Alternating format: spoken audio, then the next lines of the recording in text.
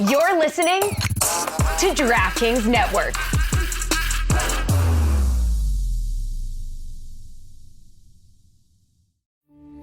We took it all. We brought them to our land. An endless night, ember hot and icy cold. The rage of the earth. We made this curse. Carved it in the blood on our backs. We did not see. We could not, but she did. And in the end... What will I become? Senua's Saga. Hellblade 2. Play it now with Game Pass. Our kids have said to us since we moved to Minnesota, we are far more active than we've ever been anywhere else we've ever lived. Moving to Minnesota opened up a lot of doors for us. Just this overall sense of community, of values that, Minnesotans have. It's a real accepting, loving community, especially with 2 young kids. See what makes Minnesota the star of the North. New residents share why they love calling it home at exploreminnesota.com/live.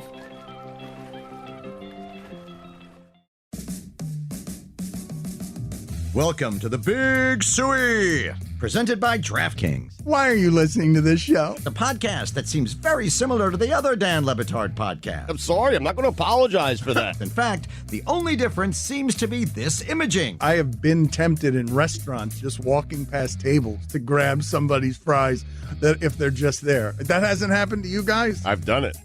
And now, here's the marching man to nowhere, Fat Face, and the habitual liar.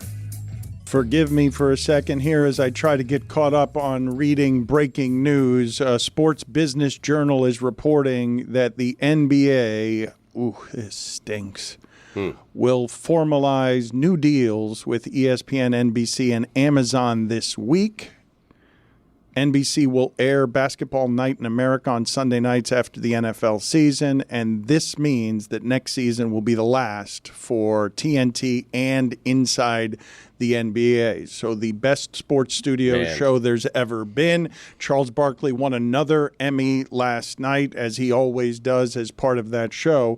It would appear that one of the most popular shows in the history of television, not just sports television, it's the most popular studio show in the history of sports television, but it ends, right, David? How does it get saved? It means next season will be the last, not this season. You'll get one more year of it.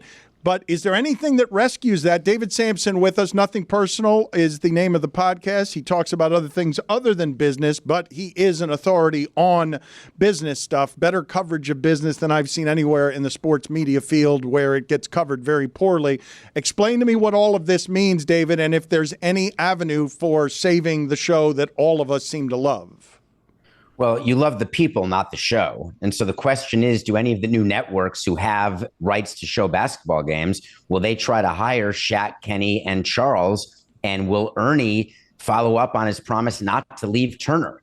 And the thought is that he likes his life. He doesn't necessarily want to leave Atlanta. Could the show continue in Atlanta just for a different network? Is there studio space? Is any of that possible? The answer is yes. So I think it's way too early to say Inside the NBA is done, because it's like saying David Letterman changed when he went from NBC to CBS. It was still the David Letterman show. He just couldn't call it the top 10. But I believe that studio show could still exist. All right. This is an interesting conversation to have. And Mike, you've worked a lot in the production of things. All the guys on that show say that Ernie Johnson is the most important chemical. Most people would not argue that. They'd argue that Charles Barkley is the most important, but those guys do need to love and respect enough someone to allow him to rein them in, and they do trust Ernie that way. Do you believe a host is that important to that show that if Ernie decides to stay at TNT, the other guys will do it with someone else? 100%. He's the straw that stirs the drink over there, because you have a lot of talents, primarily in Shaq and Charles. Even before Shaq arrived there, they kind of freelance. It's very improvisational, and that's what kind of is the draw to that show. And you need someone there to just keep the show moving along. But it's also a credit to the producers that help build this show that's really like no other. But I will say that I think they're going to be fine. Like we were talking about, that Amazon certainly has disposable income, and they don't have shoulder programming. ESPN, they've tried for 20 years to replicate their formula. They haven't. NBC presently, I know that they have studio talents in their employ, but they don't necessarily have an NBA studio show yet. So you have 3 destinations that would love to microwave the studio leader, a perennial Emmy favorite when it comes to studio shows.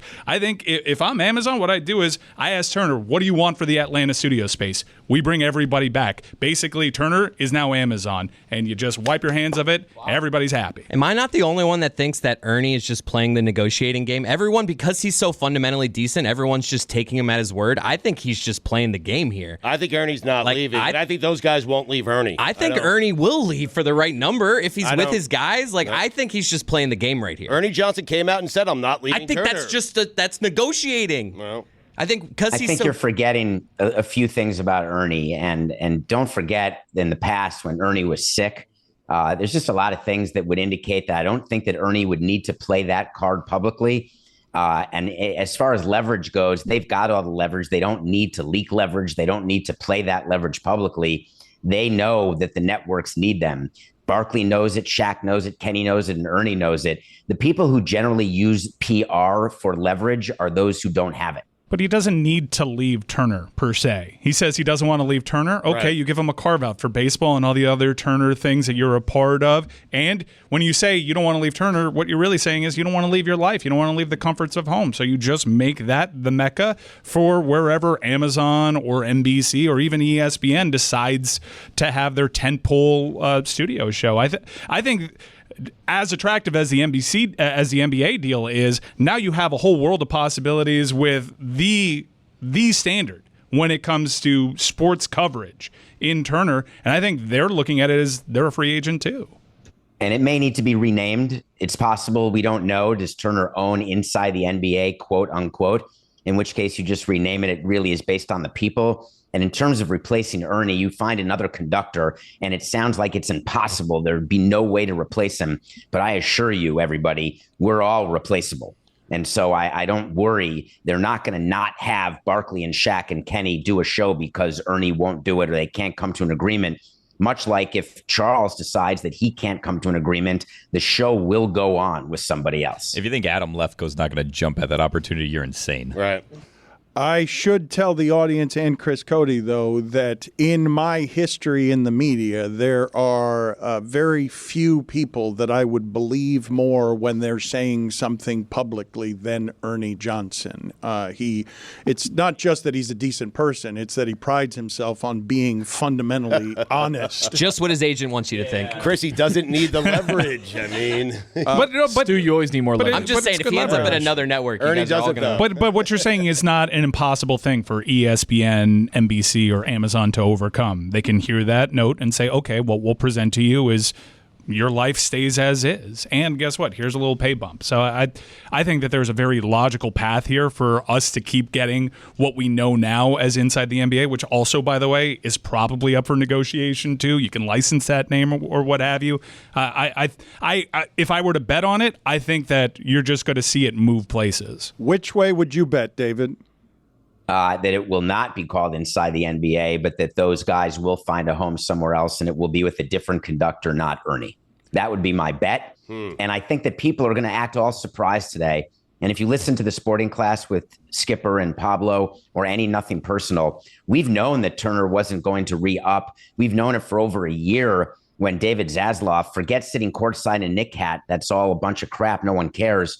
He cautioned the analysts on Wall Street, we don't need the NBA and we're not going to lose money because the shareholders really don't care about the NBA or Inside the NBA or Barkley or Ernie. They care about EPS. They care about shareholder value and appreciation. And he cautioned the street that Turner was not going to get the deal. So I'm not surprised at all. David, would you do me a favor? I've been wanting to debut a new segment here where someone takes a victory lap for something they've said and then comes back to the microphone winded because they've physically taken an actual victory lap.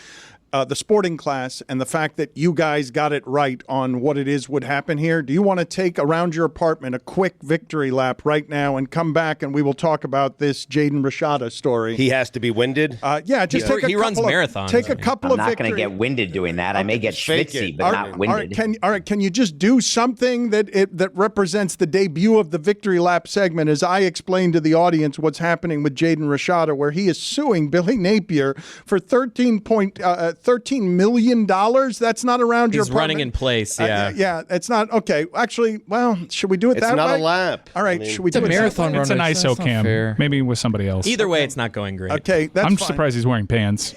Mike, what do you make of this as the business of all of this changes and I'm watching stuff that I don't understand where a quarterback is suing his head coach, which is hysterical? Well, I think this is a very funny story, and if you want to get into the weeds about it, if you're Florida and you're presently unhappy with your head football coach, this may open the door for being able to fire him with cause. I think everything's on the table there, but I'm really happy that this lawsuit came to light just so we can finally publicly reveal the fact that Florida's collective paid John Ruiz to avoid litigation. Everyone thought that Miami left that Rashada pursuit with egg on their face. No one knew the details in that. No, they didn't lose any money. In fact, they made money on that proposition as a sort of front-end settlement, it would appear. I love the detail of Jaden Rashada, who is now presently a Georgia Bulldog. He was a Arizona State Sun Devil prior to him asking Kirby Smart for permission to sue Billy Napier, and Kirby Smart running a finger through that beautiful hair of his and going, yeah, you go right ahead. Throw that place into even more chaos. There's a lot of damning texts out there from people that ran their collective that this whole Rashada thing, and the reason why they attempted to overpay and immediately regretted it, was because Miami was in their heads. They like those freaks down in Miami, can't stand them. This was more about getting at Miami and stopping John Ruiz at the time, or the perception of John Ruiz, who, if you want to talk about victory laps, he's having himself one right now. That's fine. I think it was all about the boogeyman that was Miami, and it scared him into doing something stupid, and they immediately regretted it. And also, I feel bad for the kid. They broke a deal, it would appear. Allegedly, at least that's what the lawsuit alleges. So no winners here outside of Miami. David, what can you tell me was interesting about the Jaden Rashada story? 142. I asked you a question that wasn't about your heart rate or anything else. Oh, sorry. I mean, he ran a lap. I normally would know my heart rate after a run, so I needed to take my heart rate. What was your question? I was not listening. Jaden Rashada, any interesting thoughts about how things are changing in college sports? I think I covered this on This Morning's Nothing Personal, and I'd love to give you a taste of it. I believe the college athletes need to form a union. I believe this is the start of a union. It has to be regulated, because this lawsuit is just the beginning of Pandora's box that's been opened. And the way you deal with it is with contracts. You deal with it within the four corners of an agreement, and you deal with it with people having to fulfill what they are saying they're going to do. And in college sports, the joke's over. They're all free agents. They're all employees, and they should all be unionized. That's tough to organize, though. And if you look at what's happening right now in Washington, D.C., the powers that be are kind of taking advantage of this, trying to very quickly, under the cover of darkness, agree to a rev share agreement that they're going to quickly try to turn around and have codified by Congress and hold against these student athletes that don't necessarily have a say in this matter, David. Yeah, true, but that's part of a settlement. That's part of a much bigger $2.7 billion settlement where like $1.5 billion is going to former players, which is way better than getting your Heisman back.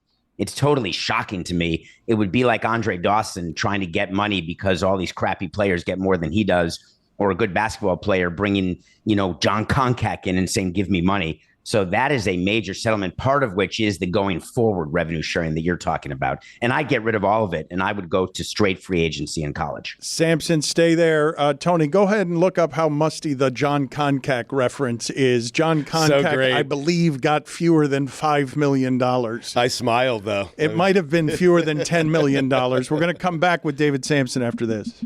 Since the dawn of mankind, we've cooked our food over an open flame and debated the best way to grill. One thing not up for debate, grilling and beer always go together. And not just any beer will do. Whether you barbecue Texas style or celebrate Wednesday with burgers and dogs, you need a beer that tastes great and is less filling, so you have more room for food. You need Miller Lite. As you guys may or may not know, I'm a pretty decent cook, especially behind the barbecue. So when I start the fire from my smoker on a hot day, really, the only thing that I have to worry about is what wood I'm going to use. The easiest decision for me is what I'll be drinking. That's a nice ice cold can of Miller Lite. Oh, and by the way, here's a pro tip. It really goes well with brisket. Miller Lite keeps it simple, undebatable quality, and tastes as great as your barbecue. A perfect companion for grill masters across America. With the Miller Lite in hand, grilling doesn't just taste great, it tastes like Miller time. To get Miller Lite delivered right at your door, visit MillerLite.com/Dan. Or you can find it pretty much anywhere that sells beer. Celebrate responsibly. Miller Brewing Company, Milwaukee, Wisconsin. 96 calories per 12 ounces. Dan Le Batard. Go pee-pee. Stugotz. Go pee-pee. This is the Dan Le Batard Show with the Stugotz. Tony, please give me the stats that Ted Williams had around being a fighter pilot. The stats that he had before and after having to go fly fighter jets in World War II. So, Dan, in 41 and 42, which are the years right before the war, he had 37 home runs, 135 hits. He batted .406 in 41. 135 RBI. Runs. Excuse me. He had 135 runs. Yeah. He had 120 RBIs. Batted .406.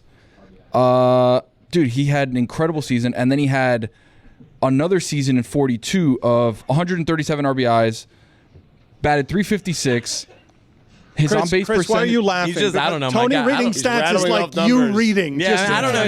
I don't know if his confidence was leaving. The year he's reading right now is right before he went away to war for 3 years. The big war of 43. Everyone knows about it. And then he came back in 46 and had outstanding numbers. I love our show mentioning that Ted Williams, pretty good ball player. Yeah. Tony, go sit in the penalty box for reading numbers the way that Chris Cody reads words. You want me to read numbers? There's 837 numbers in this stat line, and you want me to read everything perfect and reading poorly. You asked for now, it. here's the problem. He went to Baseball Reference. You can never go there. It's a rookie mistake. You have to go to ESPN.com. You got to go somewhere else. Reference has too many rows. I'm agreeing with you. I'm just trying to help you out for the future. David, if Paul Skeens throws a ball, his arm falls off of his body. They hit the ball. His arm hits the warning track, but the ball never does, and it bounces over the wall. Is it a home run or a ground rule double? Or an out because it's still attached to a defender's hand and was flying. It's a home run because the ball never hits the ground. Yeah. But it never left his hand. It never left it's a his balk. hand. But it doesn't matter. The arm becomes an extension of the ball. Right. Well, then it would be a ground rule double. If it's an No, extension but of it the ball. doesn't. Oh, hold on. Yes. Think about it. Think about it. Don't be so quick. When you think you have the answers, Billy changes the I am question. okay to be wrong, and I love that. It is the ground rule double because the arm and the ball become the same thing. Billy nailed it. I don't believe that. I don't believe that arm is part of the ball is a thing in this sport. Luckily. But I think you guys have a flawed premise on this. Well, there's lack of foresight on a scenario where this could happen. There are a number of things that I want to talk to David Samson about.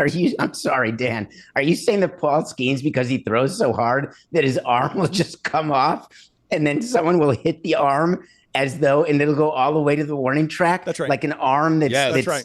Attached. We were talking about Dave Dravecki. Yes. We were also worried if you hit the hand instead of the ball, then does it become the rare pitcher's interference? Yeah, that too. That too.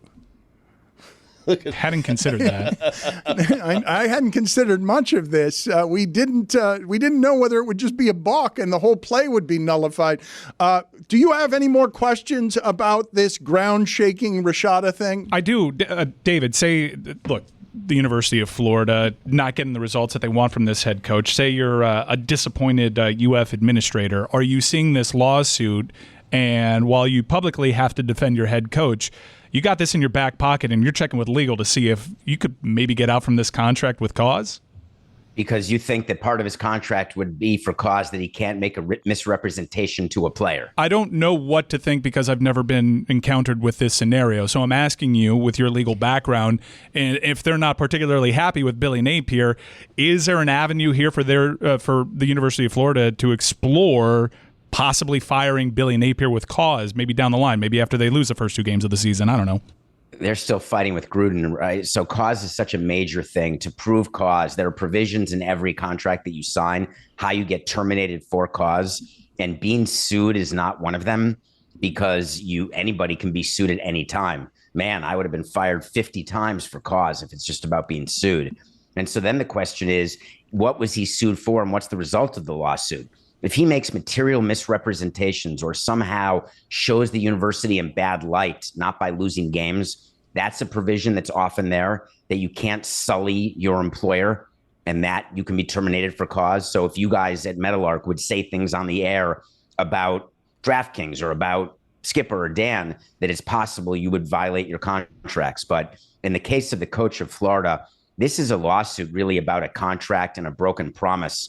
And we're going to find out exactly what was promised, what was written.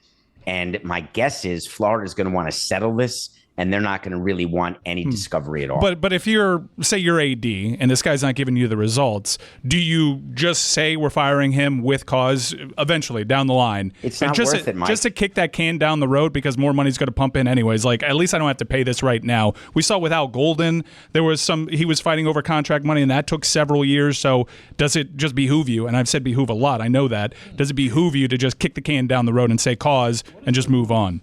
It's always a strategy that you think about, because you can fire someone for cause. But if you're a smart person doing a contract as an employee, when you are terminated for cause, you have payments that can continue until it is proven that cause actually existed. And so obviously I don't know what's in the head coach's contract, but what I would do as an AD, if you want to get rid of your coach, you just go find a booster to finance it. And then you go to the president of the university and say, hey, we're firing the coach. We're going to owe him X dollars. We're going to fight for it, but we've already raised the X dollars from a booster. That's what I would do. It would not be about this lawsuit, though. It would be about performance or something else. What did you make of the NFL choosing the Jets in prime time so much? I just was surprised the way they said it publicly, which is, you owed us, Aaron. You really screwed us last year with 4 snaps and an injury, and we had to show that crap all season, that we're going to do it again. Really, he is the story of the NFL in his mind, and somehow the NFL still believes that people care about Aaron Rodgers. And what shocks me is that I don't think they do. And it's not just about politics. It's not about the way he meets the media or what he says. It's none of that. It's really about performance and whether or not you think that the Jets are primetime worthy. And I just don't know that Aaron Rodgers at 40 is a match for that. And if I'm the NFL, I'm certainly not saying, hey, it's a make good for last year's injury. I just found that to be bizarre. Why? I thought it was refreshing. It was honest. They were like, hey, you burned us last year. You owe us this year. And I do think that's the intrigue, David. That's why people will watch. They want to see if Rodgers can stay healthy. And if he does, can he lead the Jets, a perennial loser? Can he lead them to the playoffs this year? I just don't think you ever throw good money after bad. It's a terrible business principle. When you made a mistake, you don't double down on it. You don't invest more into a mistake thinking it'll turn it around when the underlying principles remain the same, which is what caused the mistake. And Aaron Rodgers getting hurt is probable. Aaron Rodgers not performing at the old Aaron Rodgers level is likely, if not probable. So I think it's a very important lesson about throwing good money after bad. All right, year back from the war, 1946. He has 176 hits. He has why are you coming over here? I'm trying to help. He batted .342. Okay. No. And then, of course, won the MVP. 37. Can you look at what Dottie Hinson did in between those errors? But you don't read the right stats when you keep giving MVP us number of hits, though. I don't understand. How many HBPs he had? He had 12 or two hit by pitches. No, that's SHs. He had 12. HBPs. What if instead of the ball rolling out of Dottie's hand, her arm just comes off? You see, it's the train moves and not the station. That's a good question by Mike. She holds on to the ball, but the arm pops off. Dan, before the war of 43, his OPS was 1147. When he got back from the war, his OPS was 1164. I think it's still a drop. The War of 43. He had 343 TBs. Yeah, that's good. All right, I'm sending another voice note to Boog. Right. Total war, basis. that's a stat. He went to war. I mean, Yeah, what was his war? It was 2. It was he had 3 years. He had World War II. It was number 2. And it's just general war. Yeah, what was his war? 2. WW2. Back-to-back champs, by the way. All right. Highest ever. Put it on the poll at Batard Show. What would you be prouder of? Winning the Triple Crown or winning the war? What do you think Ted Williams was prouder of? Scarlett Johansson, David, her fight against artificial intelligence is super interesting. What do you find interesting about it? Oh, this is a big topic. I'm appreciating that you brought this up. Can you imagine someone, and this is for you, Dan, takes your voice, takes your show, takes your own personal IP, and uses it to make themselves money but not pay you? That's what Stugotz does all the time. So I love where your head's at. So imagine your frustration with Stugotz, and he's actually there in person. Imagine if what he did in terms of mailing it in is he not only didn't show up, but only he had a computer-generated voice that showed up that sounded like him, but he still wanted to get paid the same amount of money. Yeah. What do you think of that? This all sounds like the merch store. It sounds like the future negotiations with Stugotz is what it sounds like. As soon as he figures out how to teach someone to teach him how to use artificial intelligence.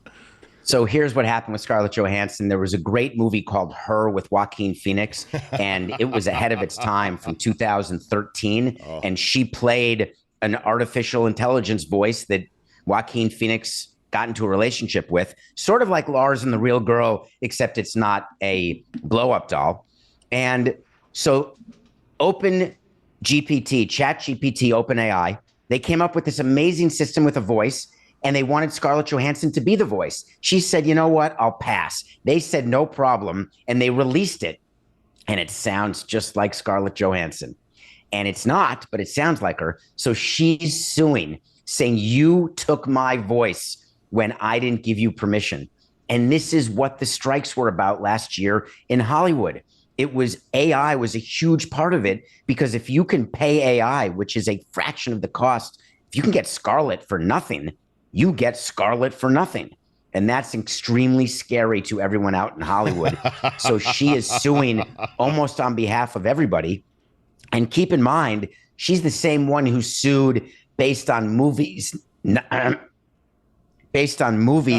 being released on the screen, going right to streamers.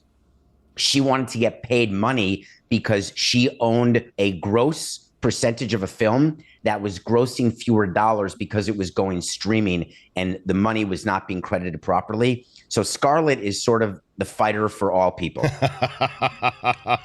We're out of time, unfortunately, David. We don't have time to review a movie this week because we hogged all your time talking about other things, but I will tell the people that they should check out Nothing Personal. Every day, he is there for you at 8 a.m. Eastern Time doing a live show that is unlike any I've heard anyone doing individually anywhere. He works a lot harder than Stugotz, even though Stugotz finds that laughable. He is not artificial intelligence. As soon as Stugotz figures out how to get a robot to make artificial stupidity, when we figure that part out, he's going to get so rich. And he's going to want to raise. Hey, it's Kaylee Cuoco for Priceline. Ready to go to your happy place for a happy price? Well, why didn't you say so? Just download the Priceline app right now and save up to 60% on hotels. So whether it's Cousin Kevin's Kazoo Concert in Kansas City, go Kevin, or Becky's Bachelorette Bash in Bermuda, you never have to miss a trip ever again. So download the Priceline app today. Your savings are waiting. Go to your happy place for a happy price. Go to your happy price, Priceline. Dan Batard. World War III. Stugotz. We're going to get that off the ground. World War III, our group chat has a pretty good feeling about this one. This is the Dan Batard Show with the Stugotz.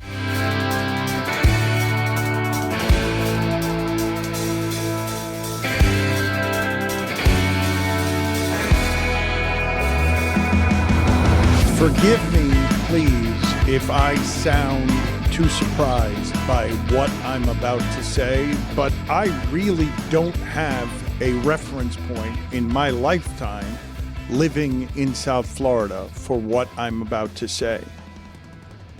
Reading the betting odds in hockey and seeing that the Florida Panthers are a betting favorite that make the Rangers the worst bet among the 4 teams remaining because they're playing the Florida Panthers. So it's not just that the Panthers are the favorite to win the Stanley Cup where the money is. It's that the Rangers are plus 400 when Dallas is plus 260 and Edmonton is plus 280 because everybody's on Dallas and Edmonton like, well, I don't know. That could go any old way. But the Panthers are going to beat the Rangers. The Rangers are plus 400 when they led the regular season in points is just such a tribute to the money saying, no, the way the Panthers play is what wins this time of year. It's not just that they have 3 players who are playing out of their mind as well as anybody, but it's also that they can take the team that's got the most regular season points and make them someone that it's going to cost you to bet on them, when at very few times in my life have I seen a team that has the point total as the Rangers having these kinds of betting odds because people are saying that team's not winning the title. But that President's Cup, Dan, we know this is a curse. It is. But that's not the way the betting money goes. But people have won. I will say curses. I will say in terms of predictive analysis, like what you're doing is to lift the cup. When it comes to this series, the Florida Panthers, last I checked, were between minus 140 and minus 150. The odds makers are treating this series like it's a close series. What you're seeing with to lift the cup prices is the books are telling you if Florida gets into the final, they're favored to win it, whereas it's a tougher road for the Rangers to beat whoever comes out west. I'm just looking specifically. I'm not looking ahead. I think this is a very good series. It's a great series. I'm so scared. It's a scary proposition when you go up against Igor Shesterkin in a top 6 the way that New York has, and they got guys coming back to help out their bottom 6, and they have 6 defenders that are all pretty good. Look, they won the President's Trophy. They're a great team. But you understand what I'm saying, how crazy it is. I don't understand how crazy this must make Canada. Just the idea that this is allowed to happen. Dude, I've in looking at, because I do the thing that I kind of warn against, looking at odds as predictive analysis, I've been pinching myself since the Panthers went on that holiday run and started rounding into form. They were the odds-on favorite to win the Cup. There was a brief period where Carolina overtook them. I'm surprised the Rangers are here, even though the Rangers are the President's Trophy winning side, because I thought Carolina was going to win that. And even when they made it 3-2 in that series, I thought Carolina was going to win Game 6 and find a way to overcome a 3-0 deficit. I think New York they started the postseason 7-0. If you look historically, the teams that start 7-0 in the postseason in that sport, they make it to the Stanley Cup final, generally, often winning it. So it's a great matchup. I don't know who wins tonight. I think the Panthers win the series. I'm hoping the Panthers win the series. I won't be surprised at all if the Rangers win. Let me ask you and Chris, though, because I have at every point articulated fear of hockey just being hockey. And I was respecting the franchises that they played in the first and second round. And now they face a monster franchise. You're going to have to win road games in a very tough place to play. The Mecca. When I ask you what you've been or are going to be the most afraid of in any of this, because you've mentioned Carolina a few times now, when I throw Edmonton in front of you and Dallas in front of you, like, does this represent the greatest fear for you guys? Because you guys haven't articulated anything in the way of fear until now, and I have feared just about everything. Carolina, for me, was the team I was afraid of. It didn't really make sense, even though because the Rangers were kind of better this season. Carolina was that, like, they've been the boogeyman for the Panthers, other than the sweep last in the But it playoffs. wasn't a sweep, if you ask Brendan Moore. But it's just that. So honestly, I kind of wanted the Rangers, but their power play is so scary right now. I wanted the Rangers too, but I do think that you can look back at the previous series against Tampa and maybe hope that could be some kind of indicator as to how this series goes. I don't want to look ahead. Again, I'm nervous about this series. I think it's tight. The price reflects that. But if they get into a Stanley Cup final against the Dallas Stars, Dallas is the team. Vegas too, who Dallas went to 7 with in the first round. Where I look at that team and I say that team's probably deeper than Florida, and I don't say that often. Even as much as I respect this New York Ranger team, I think the edge in lines 3 and 4 go to Florida. Mike, this postseason has been interesting. Dan mentioned hockey, anything can happen, but really chalk has won out here. You have 3 of the 4 best teams in the league still remaining. Yeah, been very surprising that there was just one Game 7 in the last round. That's typically not how that goes. Even though playoff hockey is outstanding, we finally started getting some good games. I think it's probably a down year. Look, as much as I say that the NBA postseason isn't my cup of tea, there have been upsets there, and now they're starting to get good games. Ice hockey had some good games here in the postseason, but it hasn't. Hockey playoffs are great, and this has been so great that we haven't really analyzed that. If you compare it to previous years, probably a weaker one. Yeah. I don't need good games, but I do need close games. Seeing a basketball game go into overtime last night with stakes, and you're breathing a little heavier because you know that what you're watching can echo. It's something that you can remember. Stugotz has a top 5 list for us of. I'm a little confused by it because he's purloined it from Taylor. I don't know how he got it. Right. I think it's stolen. I don't think Taylor wants this scene. Oh, he doesn't, but somehow I got my hands on it. I mean, and it's a top 5 list because Jaylen Brown last night, that can be something that people remember for a long time in Boston.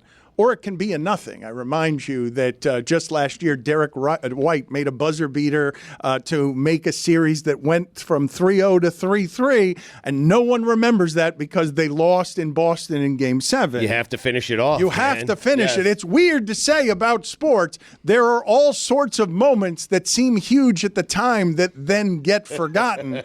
So are these the top 5? What have you procured, purloined from Taylor? Taylor's personal top 5 sports moments that didn't result in anything. It's the lamest top 5 of all time. It's a good top 5. I really like that. Well, I think it's his top 5 moments, and it just happened that they didn't amount to anything. Like, he didn't write this for that. Right. He's had bad moments. I mean, he hasn't had really, really great moments throughout his life. So it's the top 5 sports moments for a loser. That's right. Yeah. Yes. Well, for Taylor. Tomato. Well, it's tailor-made loser. Yes. He's a tailor-made loser. Well, we have to hear the list first. He just hasn't won. Well, the way you've explained okay. I've got a number 1. I've got a number 1 that it better be on this list. Otherwise, you can just throw it out. It's his list. I've got a number 1 from one of the greatest Super Bowls of all time that better be in there. I'm just saying. Is it specific to Taylor, Yes, though? this is specific to Taylor. Well, and his experiences as a sport fan. Well, he's not a New England Patriots fan. But Jermaine Kearse made an unbelievable grab. Freak. Oh, I remember that. Unbelievable grab. That's not the freak. That's Javon Kearse. Javon Kearse. I think that I really want this list to have Mike Ryan's top 1 on it, but I will put to Juju at Le Batard Show. Are you surprised in any way that Mike Ryan knows his list is better than your list on whatever it is? This is a lame list, but now that I'm looking at it, I'm thinking about coming up with my own. There's a good list here. Great. Yeah, it's there's encouraging so many everybody to that get come forgotten. up with their own. You're right. Do you have any OLI? I do, yeah. All right, OLI. Quentin Grimes clutch steal on one leg against Jimmy Butler. These are all going to be totally forgotten. Any more OLI? Trading for Tim Tebow. It would be on mine. What a sad life he's had. This was the Jets trading? I didn't know he was a Jets fan. He okay. is, yeah. Number 5, Aaron Rodgers running out of the tunnel. It's a great one. It's a good one. Yeah. Number 4, Linsanity. Number 3, Bart Scott saying, "Can't wait." Such a good one. Coming around on They're this. just sort of gassy New York moments. It's sort of like the city of New York putting a hand to its chest with indigestion and then just epically farting. Number 2. That third quarter run in Game 7 led by Dante DiVincenzo. He hit that three to cut it to 6. It was amazing. New York was electric. Wait a second, we got something here. They cut it to 6. They were down 20. They were so close. Number 1. Marcus Page's game-tying shot in the national championship before Chris Jenkins won on a buzzer beater seconds later. The shot before the shot, Dan. That would have been a better sounder than the fanfare for Taylor's top 5. It's a good list. It's a good list. It's a good concept. Mike, does it have your nominee on it or not? It's Jermaine Kearse making that catch in the Super Bowl. The freak. It was a juggling catch with a minute left in the Super Bowl, and it set up the eventual play. I think it happened like maybe 2 plays later. The interception at the goal line. New England wins the Super Bowl. That's a play that gets remembered. But if you've forgotten, and you probably have, this Jermaine Kearse catch in a huge moment for the Seattle Seahawks, go ahead and watch it. Unreal. Also, Ron Tugnut had an unbelievable performance one time. I think 70 saves. What? These things get forgotten when you lose. History erases them very quickly because this was before. What did Edelman go crazy after that and have a ridiculous catch? Edelman had the ridiculous catch against Atlanta. Yeah, the play that's remembered from that Super Bowl that Kearse made that unreal catch and was obviously not giving the ball to Marshawn Lynch, and then Malcolm Butler gets the interception. The last few minutes of that national championship game, though, that have the top spot or close to the top spot there, it's cruel to have your great moment that quickly erased. To be just and also erased. If you're Marcus Page, yes. Or Jermaine Kearse has talked about like David Tyree, I think, if they go on to win that game. Shouldn't the epic fart that was motivational in Game 5 also be on this list where they cut the tension in the room and everyone saluted the Knicks for being loose, and then that just led to diarrhea all over the end of the season? Do we remember the Ray Allen Game 6 winner? If in Game 7, remember Game 7 was a very good game. Tim Duncan misses the bunny. The bunny. If the Spurs win that series in 7, we don't reflect upon the Ray Allen shot the same way. That is correct. We probably don't remember the chase down block on Iguodala if Kyrie doesn't make that shot. That's the way that works. We took it all. We brought them to our land. An endless night, ember hot and icy cold. The rage of the earth. We made this curse. Carved it in the blood on our backs. We did not see. We could not, but she did. And in the end, what will I become? Senua's Saga. Hellblade 2. Play it now with Game Pass. Since the dawn of mankind, we've cooked our food over an open flame and debated the best way to grill. One thing not up for debate, grilling and beer always go together. And not just any beer will do. Whether you barbecue Texas style or celebrate Wednesday with burgers and dogs, you need a beer that tastes great and is less filling, so you have more room for food. You need Miller Lite. As you guys may or may not know, I'm a pretty decent cook, especially behind the barbecue. So when I start the fire from my smoker on a hot day, really, the only thing that I have to worry about is what wood I'm going to use. The easiest decision for me is what I'll be drinking. That's a nice ice cold can of Miller Lite. Oh, and by the way, here's a pro tip. It really goes well with brisket. Miller Lite keeps it simple, undebatable quality, and tastes as great as your barbecue. A perfect companion for grill masters across America. With the Miller Lite in hand, grilling doesn't just taste great, it tastes like Miller time. To get Miller Lite delivered right at your door, visit MillerLite.com/Dan. Or you can find it pretty much anywhere that sells beer. Celebrate responsibly. Miller Brewing Company, Milwaukee, Wisconsin. 96 calories per 12 ounces. Our kids have said to us since we moved to Minnesota, we are far more active than we've ever been anywhere else we've ever lived. Moving to Minnesota opened up a lot of doors for us. Just this overall sense of community, of values that, Minnesotans have. It's a real accepting, loving community, especially with 2 young kids. See what makes Minnesota the star of the North. New residents share why they love calling it home at exploreminnesota.com/live.